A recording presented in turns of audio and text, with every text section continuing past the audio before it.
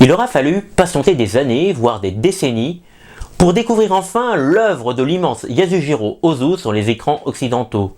La faute en incombe à d'énormes difficultés à l'époque pour importer les longs métrages venus d'Extrême-Orient dans nos contrées.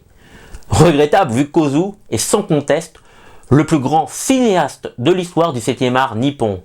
Certes, son style sec, tout en retenue presque minimaliste, rebute et irait presque à l'encontre du souffle épique d'un Akira Kurosawa ou de la poésie mélancolique de Kenji Mizoguchi.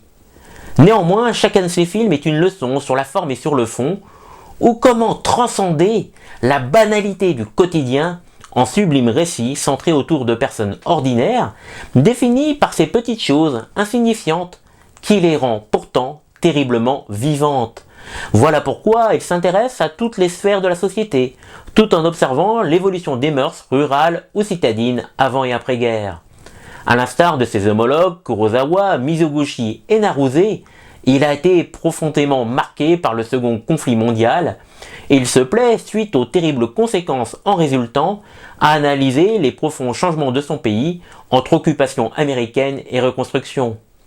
Sa capacité à capter les variations émotionnelles les plus infimes ou à rendre intéressant une chaise, une table ou un drap est entré dans la légende.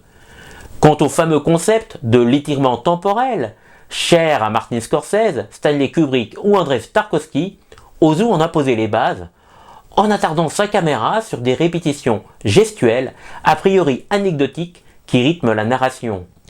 Et Voyage à Tokyo, son sommet sorti en 1953, concentre en son sein toutes ces caractéristiques et les magnifie. Le long métrage nous raconte la venue d'un couple de retraités dans la capitale, dans le but de visiter leurs enfants et petits-enfants.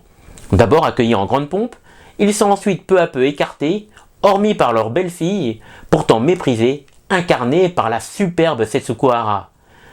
Voyage à Tokyo nous parle merveilleusement bien des différences générationnelles, des sacrifices concédés par les uns et par les autres, des réussites professionnelles toutes relatives, et bien entendu de la vieillesse, ce 7 ans avant le décès de Yasujiro Ozu. Et si le long métrage ne sonne pas comme un chant crépusculaire à l'image du goût du saké, il n'hésite pas à traiter de la fin de vie avec ce charme et cette finesse qui habitent toute la filmographie de son auteur.